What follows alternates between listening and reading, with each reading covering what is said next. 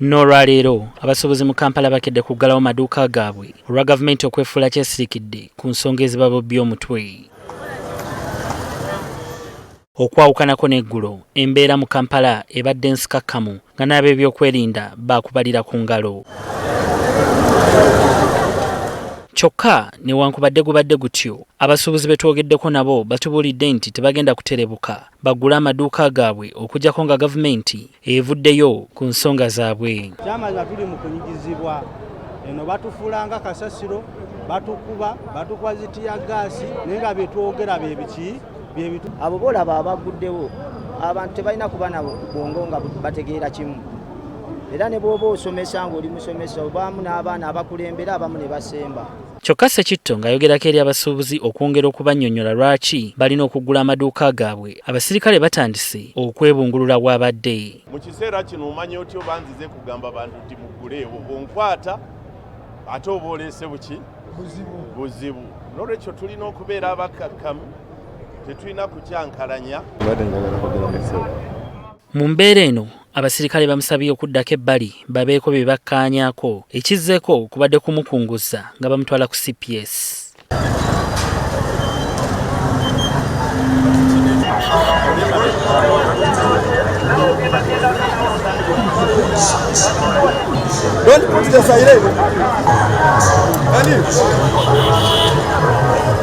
Ekikolwa kino kireetedde abasuubuzi okuwotoka ne basigala mu kwewuunaganya. Naye okukwatibwa kw'omukulembeze tekitegeeza nti ebituluma biweddewo wabula byeyongedde bweyongezi. Kino kiguddewo naye Rais Ssekitto tetugenda mulekerera era tuli beeteefuteefu toffe tugenda muyimirirawo mweggulu nga naye bw'atuyimirirawo. Poliisi etutegeezezza ng'ono bw'akuumira ku CPS mu Kampala nga wagenda okuva annyonnyole lwaki yeefunyiridde ku ky'okukunga abasuubuzi baggala amaduuka gaabwe. Abadde akyagenda mu maaso n'okukuŋŋaana n'okukubira okumobilizinga abasuubuzi anti bagende mu maaso n'okwekalakasa gye balimuko. Kati tulabye anti eno etaataaganya ki emirimu gy'abantu abalala. Okwawukanako n'abasuubuzi abamu naddala abalina amaduuka agali ebweru w'ebizimbe abasazeewo okusiriikirizaamu akeddimo kaabwe bo abasuubuzi ab'enjawulo abalina amaduuka eno munda mu bizimbe bo bakyekalakaasa.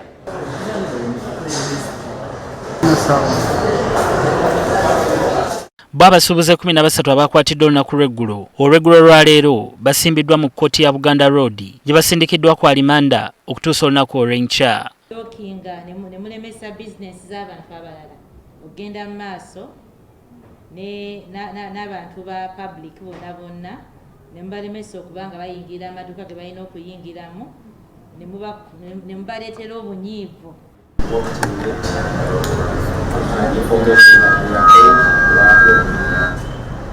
Nga yeekwasa nti empapula zibadde tezinaba kubeera uploaded ku system wadde twaziteeseeko naye network ebadde mbi.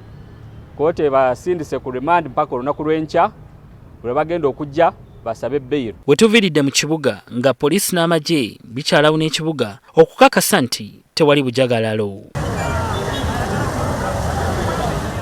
Beka Ssenyonga Mulinde, NTV Akawungezi.